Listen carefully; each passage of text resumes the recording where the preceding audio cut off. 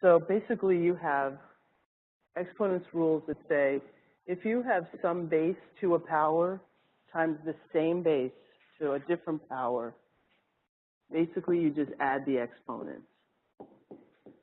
And let me explain how it works. So say you have a squared times a to the third. This is the same as a times a times a times a times a, right? Which is the same as how many a's do I have now? I have 5. That's okay. I have 5 a's. So as you can see, it makes sense that what I'm going to do is add them. Okay? If I have a base to a power and that's to a power, I multiply them. So what that means is, let's say I have a squared to the third power. That's the same as a squared times a squared times a squared, right? You multiply them because look what I have. I have a times a times a, and a times a, right? So this time I have how many a's? I have 6 a's, so that's why I have to multiply them, because I have that many, that have m a's n times. So if it was like 2 and 4, it'd just be like 8? Yeah, so if I had, you mean like a squared to the 4th power? Like that? Yeah. That's a to the 8th. Because I have a squared times a squared times a squared times a squared. I'm trying to explain to you why it is so that when you get on the test or the quiz and you forget the rule, you have a way to figure out the rule. Because it's very obvious when you think about what it means. Okay? Wait, so would it be like, okay, so it's just straight up like multiplying. Okay. It's just straight up multiplying. Exactly. There's nothing else to do. If I have a base to a power divided by a base to a power, I subtract. So imagine I have a to the 5th over a squared.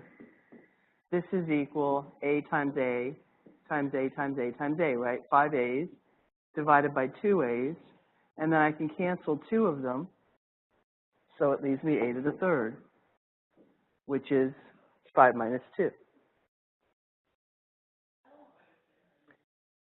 Okay, so you understand, basically you understand what I wrote here. So I just made it up. So I said if I have a to the 5th over a squared, that's the same as a times a times a times a times a 5 times, right? And then divided by a times a. And whenever I have, this is really the same as a over a times a over a times a over 1 times a over 1 times a over 1. Isn't that the same? What does a over a equal? And what's 1 times anything? So I don't need that one. I don't need this one. So all I'm left with is a times a times a. Okay, so if it was like if it was like a over 6 minus 3. A to the 6 over a minus 3 would be a to the 3rd, yes. Okay, so Yes. And I'm going to show you like other ways to look at these problems when we get to it, because not always is this the best way to do it with the subtraction. It is, but I'll show you what I mean, because I'll do specifics. I just want to give you the basic rules to begin. If you have, let's see what else I want to do. If you have a over b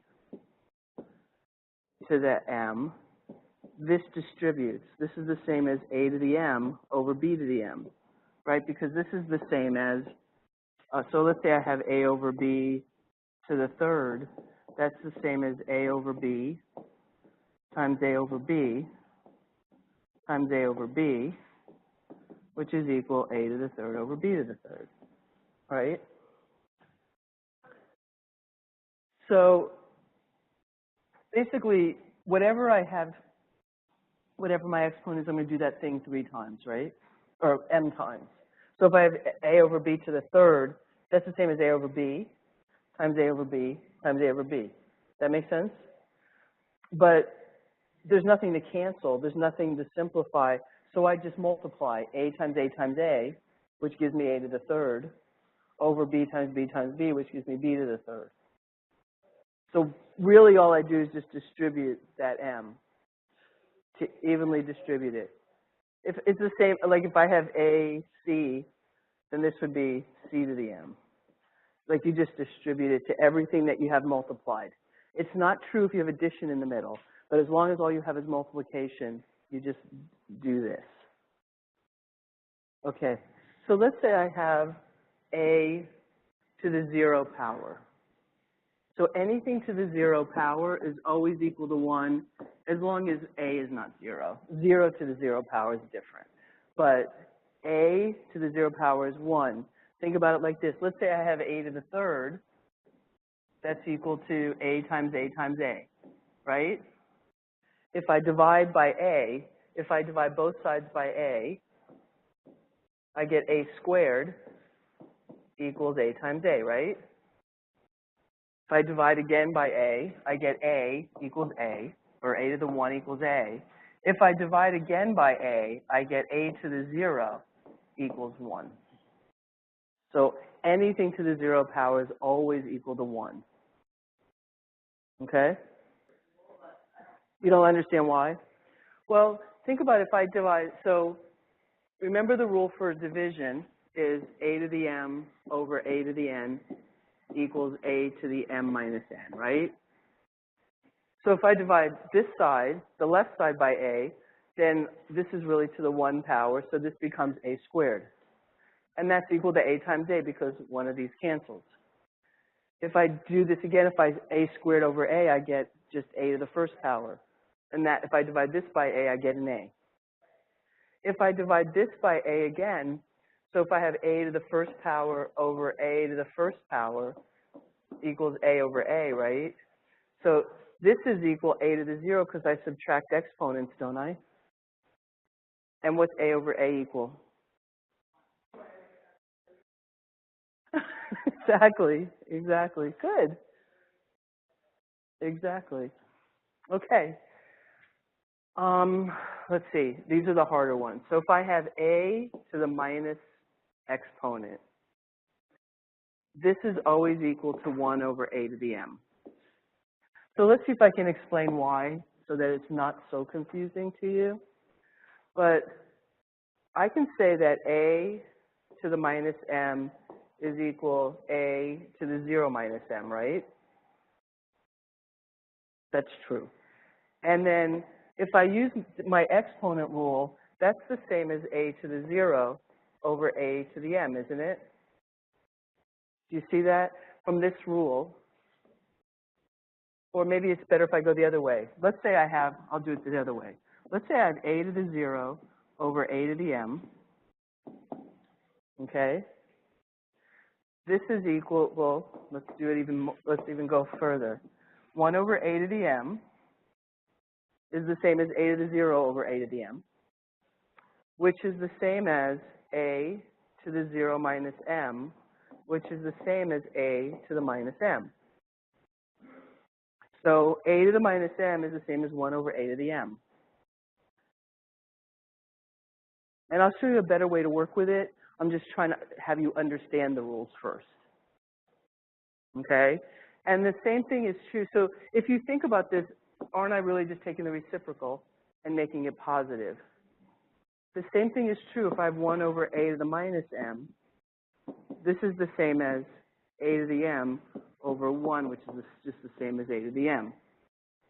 So what you want to notice, if it's negative in the numerator, it becomes positive in the denominator. And if it's negative in the denominator, it becomes positive in the numerator. That's it. And I know it sounds easy, and I know it's hard to work with, so we'll do some problems. So whatever this is, so if I have 1 over x squared, or to the, well, let me do it this way.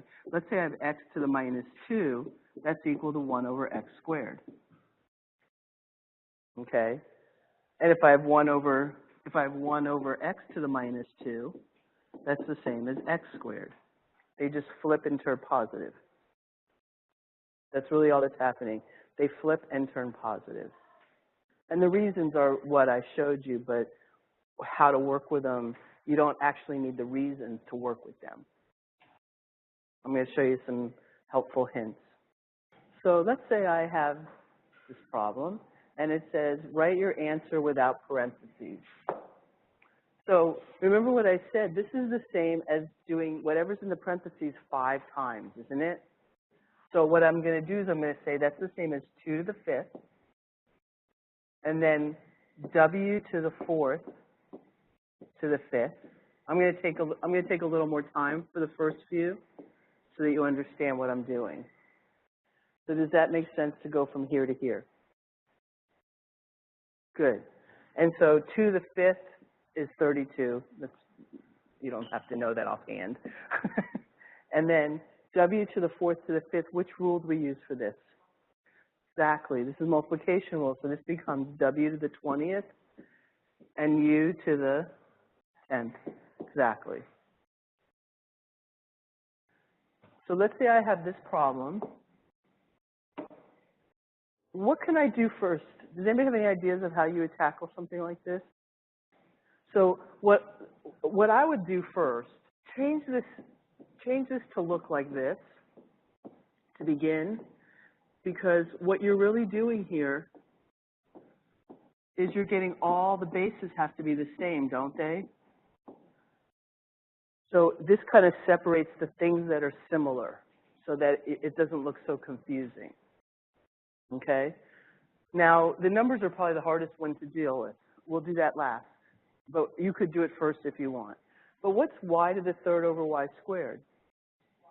Just y, because you have y over y, right? So you can cancel the 2 y's, or you can use your subtraction rule.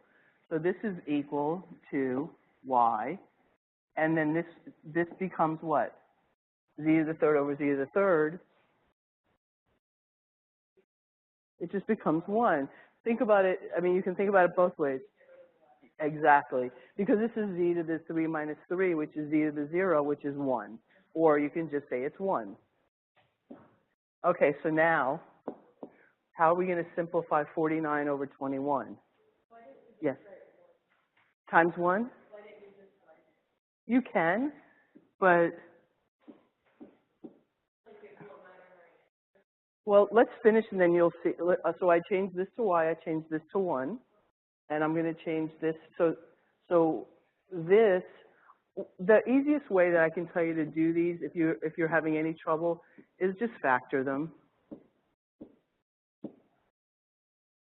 right? And then you can see that the 7's cancel. How did I do the y's? Is that what you're asking me? Yeah. So isn't y to the 3rd the same as this? And y squared is the same as this. So I can cancel this y with this y and this y with this y. Oh, so there's only one. There's only one left. Or I can use my rule that says if I have something to the 1 power over something to the other power, this is the rule, which would make it 3 minus 2, which is still 1. Either way works. I'm using the rules, but some of it you can do without actually thinking about the actual rule, because sometimes it's a little easier if you understand what you're doing.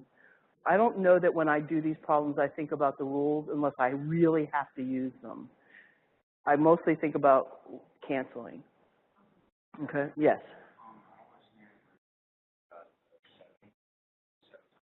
49. How do I factor 49? What's 49 equal to? 7 times 7. Yeah. That's where I got 7 times 7. And then 21 is equal to 7 times 3.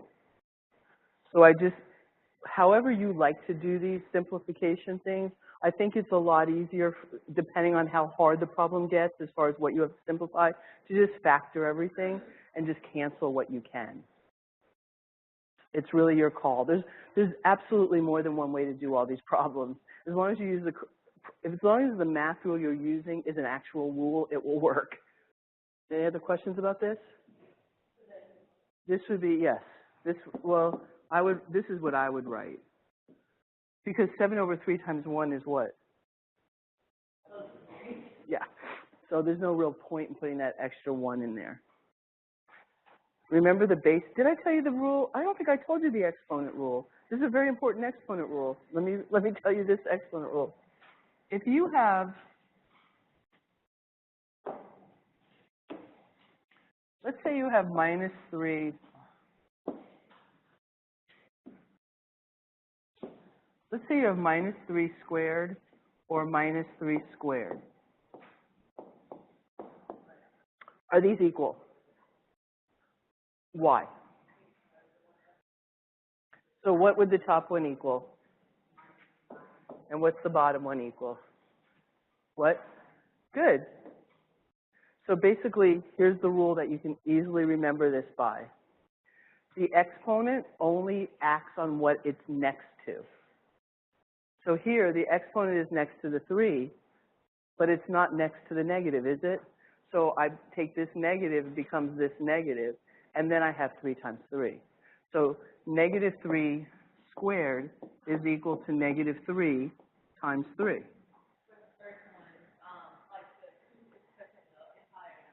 Then this number, on this first one that's just touching the number, it's not touching the negative. So the number and the negative are separate. I can say minus 3 is equal to minus 1 times 3. So this negative is really separate from this 3. Because this negative here becomes this negative here. And then we just do 3 times 3, which is 9. The second one, let me write this out. The second one is minus 3. What's the squared next to? No, it's next to the parentheses, right? It's next to the parentheses, so I'm going to do what's in the parentheses twice. So this becomes negative 3 times negative 3, which becomes positive 9. So exponents only act on what they're next to. That's the easiest way to remember it. So now, for example, what is that 0 acting on? On the parentheses. So what's in the parentheses is going to be 1. And then it's going to be 1 times 3. So the top one here is equal to 3. Is that clear? Now this bottom one, what is that going to be? Negative 1, exactly. Because that negative doesn't get that 0. Let me write it like this. So we have 3 times minus 4/5 to the 0 power. That means this right here is 1. So this is equal to 3 times 1. Anything to the 0 power is 1. If the whole parentheses is to the 0 power, the whole thing is to the 0 power. So it's 1. Okay, so now they're looking a little worse, but it's just a visual. There's nothing harder about this. So I'm going to show you how to tackle these and how to not get scared of them, okay? Because I think the fear factor is worse than the actual doing it. All right, so what I'm going to do is I'm going to take all the numbers, I'm going to put them up front, because this is all multiplication, isn't it? So I'm just going to say we have 6 times 5 times 2, right? That takes care of my 6, my 5, and my 2. Because I can move stuff around, right? Like 2 times 3 times 4 is the same as 4 times 3 times 2 is the same as 3 times 2 times 4. It doesn't really matter what order I multiply. No, like terms are things that are added together, added or subtracted together. If it's multiplied, everything that's multiplied we consider one term. Even if it looks like that, that's one term, okay? And let's take all the w's and put them next to each other. So we have w to the 8th, w to the minus 6th. So that takes care of my w's. Isn't this feeling a little more comfortable already? If I put things next to each other. And then I have y to the minus 4th, y to the 3rd, and that's all the y's I have. and then I have x times x to the 7. So I think this makes it a little easier to look at. Does it? Okay, good. It doesn't look so frightening. Good. So we can multiply 6 times 5, 30, times 2, 60. So this equals 60. And then I have w to the 8th times w to the minus 6. What rule do I use for this? Addition, exactly. So I have w, here I'll do it in 2 steps so you have a way to follow it later. So this becomes this, because we're adding a negative number. And then we have w, I'm going to add these again. Okay. I'll go quicker.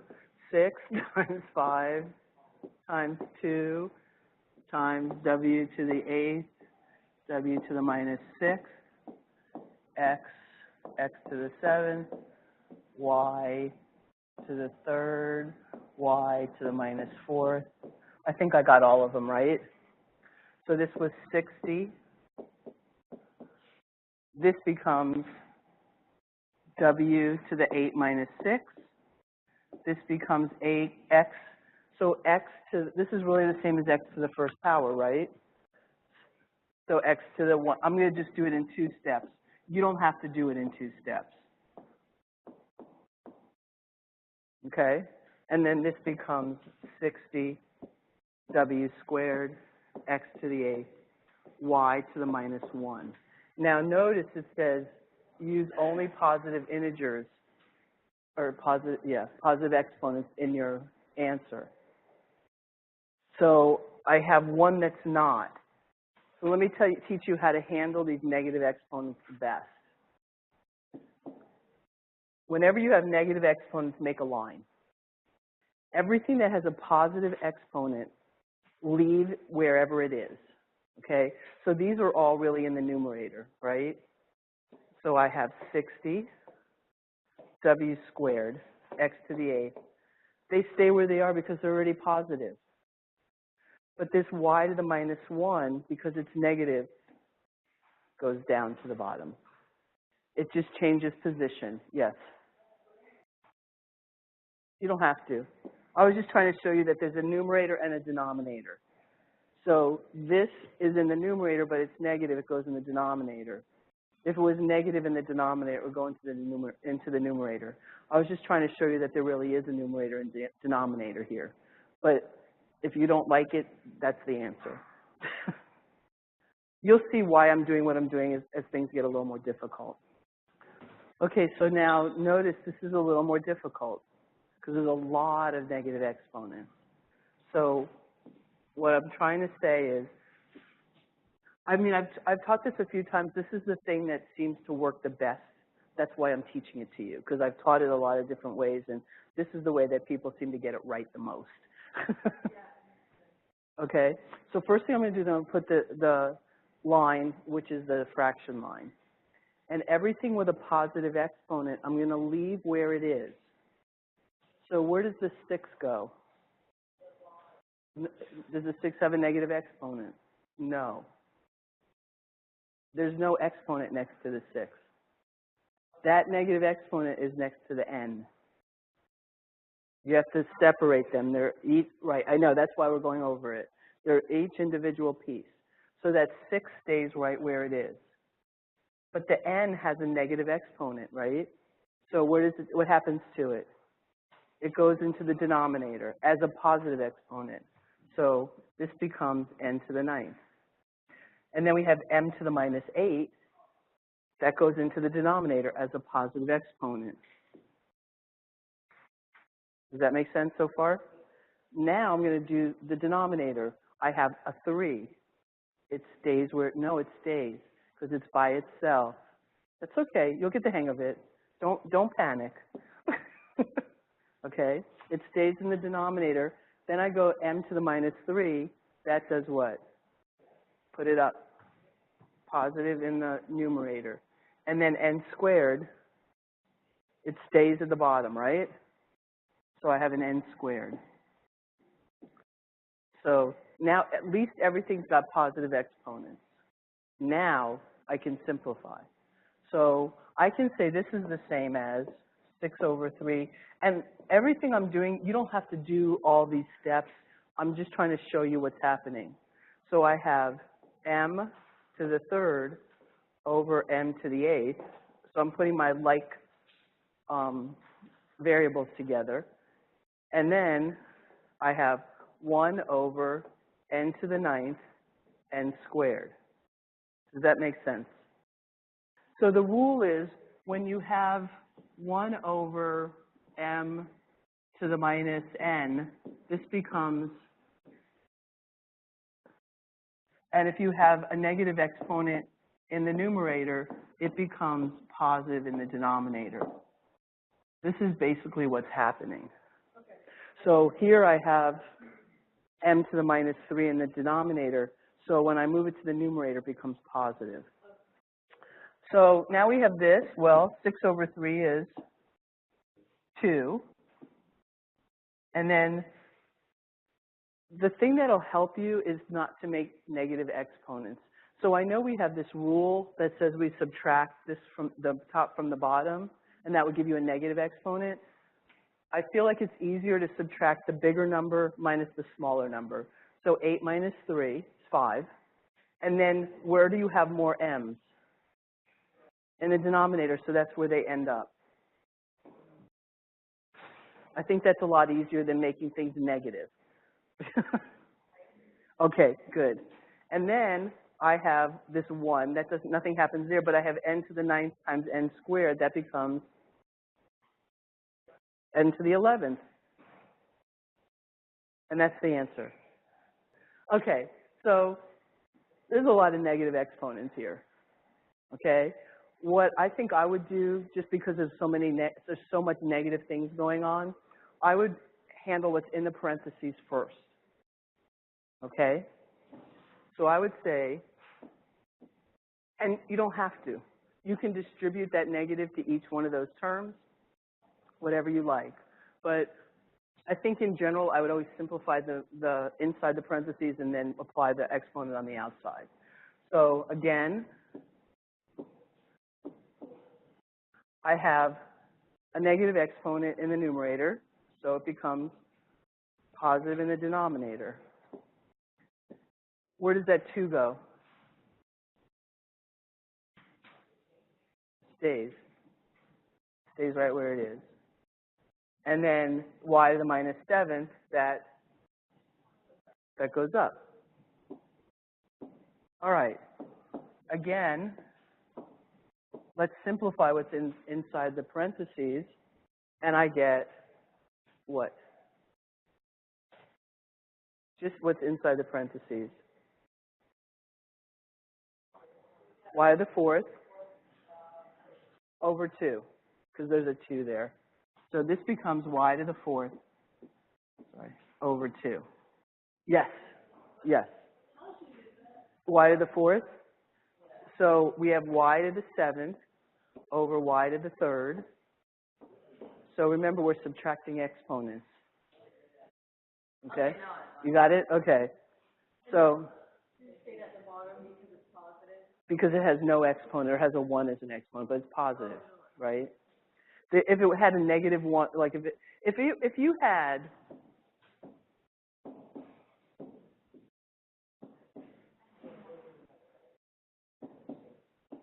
now you have a negative exponent on that too.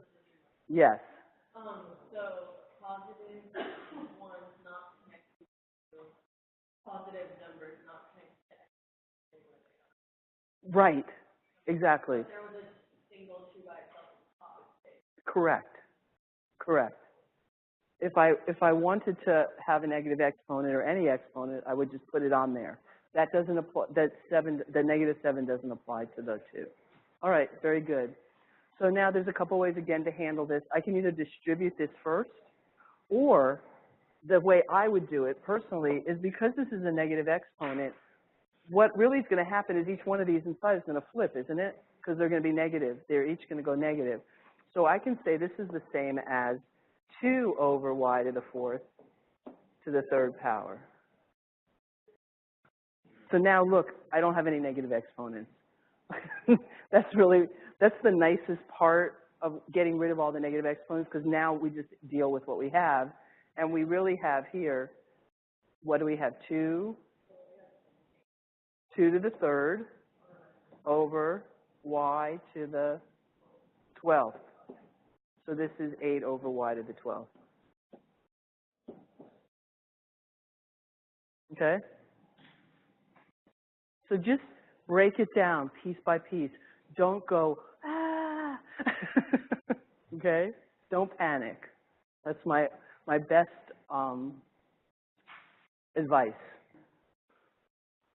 What can I do here? What's the easiest thing to do? I mean, the problem is that there's so many things I could do. There's not one thing that's better than the other. It's just however your brain works best.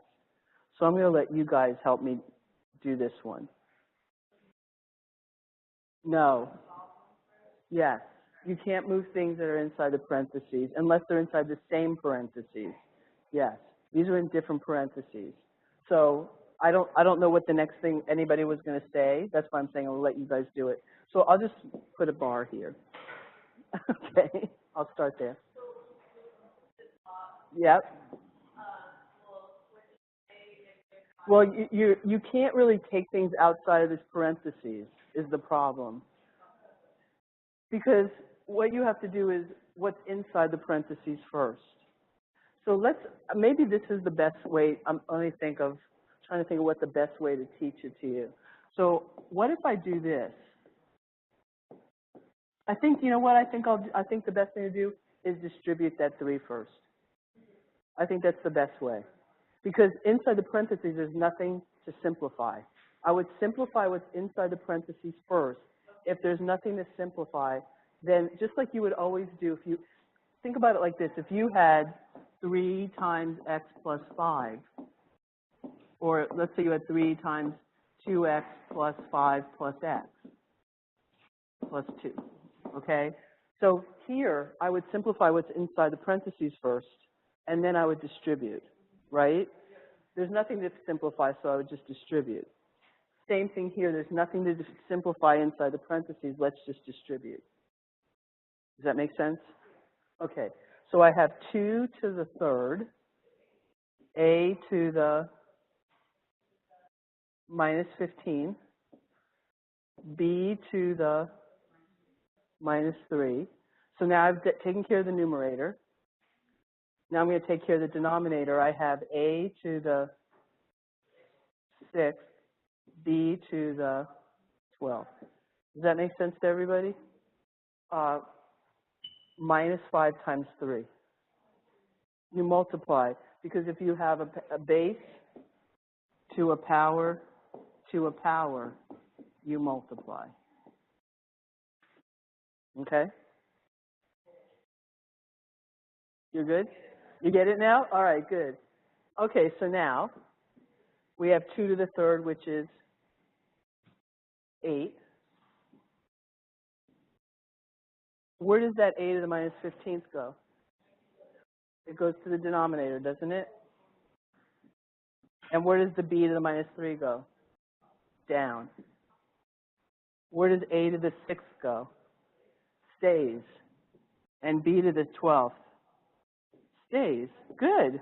It's not too bad, right? Because they're negative exponents. Remember, if they're negative exponents, they change position.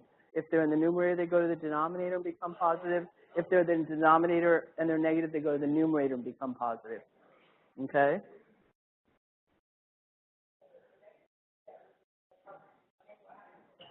I distribute it. So I multiply, right? So it's a to the minus 3 times minus 2 is? Okay? Yes. Yes.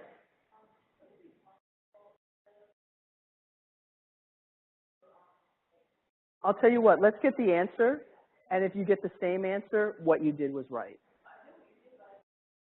Okay.